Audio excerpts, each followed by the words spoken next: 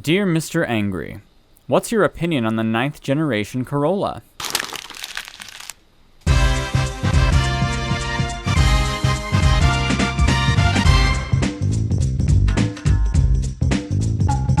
No, the 9th generation Corolla has no opinions, and nobody has any opinion about it. It is as interesting as a stack of drywall at a home improvement center. Would you go up to somebody and say, "Hey, do you have an opinion about that stack of drywall in aisle 10? No, you wouldn't, because everybody knows what it is, and nobody cares. With the drywall, you buy it, and you hang it. With the Corolla, you buy it, and drive it to wherever you need to go. It, like a stack of drywall, is about the least interesting thing that you can think of. It only comes up in a discussion if it kills somebody due to a manufacturing defect. It does its job, usually without any notice. It is perfect in being obscure, and it is perfect in being so good at its job that you completely forget about it as something in and of itself. Nobody says, "Hey, I'm gonna go hop in my Corolla and go for a drive." Nope.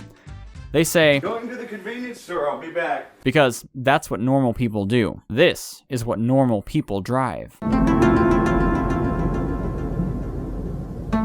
The word that best describes the 9th gen Corolla is everyday. This car is as everyday as a rubber band or broccoli or bottled water. It's an appliance that serves its useful, if mundane, purpose day in and day out without fail. It's your coffee maker. It's your refrigerator. It's a hair tie. It's a pair of socks.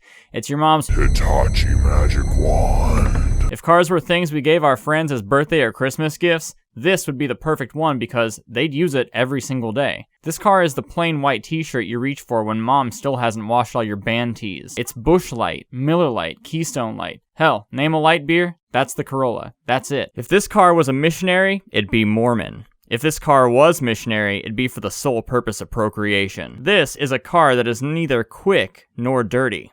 It's business up front and business in the back. Here's your Japanese lesson for the day. Toyota has this thing for naming their four-door cars after crowns. The word Corolla is Latin for little crown. There, that's your Japanese lesson for the day, and you can take that to the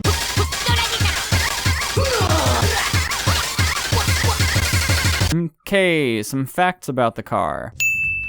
R goes backwards, D goes forwards, P parks it.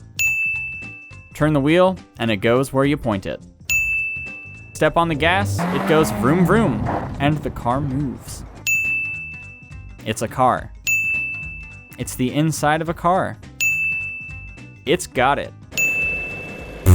They don't matter, it's just a Corolla. This particular example has had such an easy life. It's been driven to the grocery store, and it's been driven to church on Sundays. In its 11 short years on this earth, it's racked up all of 53,000 American miles. It does have this one big dent on the back bumper cover, the origins of which are a complete mystery. Manual windows. Man, I miss these. But then when I get back into my own car, suddenly I won't miss them so much. You can tell a lot about a person by what car they drive. An MR2 driver has probably won a few rock, paper, scissors matches against the Grim Reaper. A Corvette driver? He's deep into his 60s and clinging tight to the last vestiges of his youth. But you can't really tell a whole lot about a person who drives a Corolla because everyone drives a Corolla.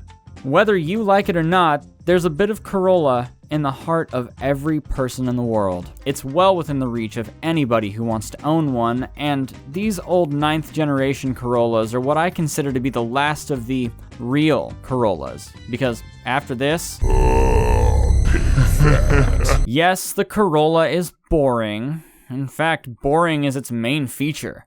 But don't take that the wrong way. Boring is not bad, and boring can be done right. After all, you don't sell 40 million of anything boring if it's bad, do ya? Automotive journalists the world round have been knocking this car for years, citing its lack of fun and uninspiring drive as unforgivable sins. But don't listen to them. When you get paid to drive and write about the latest exotic supercars, Corvettes start to seem a little bit boring too. Real human beings like you and I, we drive real cars, day in and day out.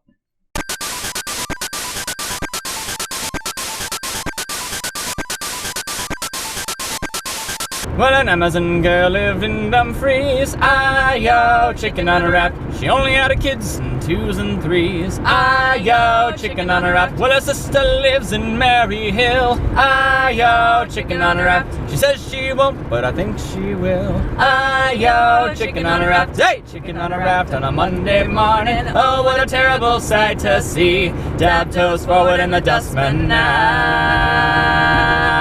Sitting there picking at a chicken on a raft. Hi-yo, chicken on a raft. Hi-yo, chicken on a raft. Hi-yo, chicken on a raft. Hi-yo, chicken on a raft.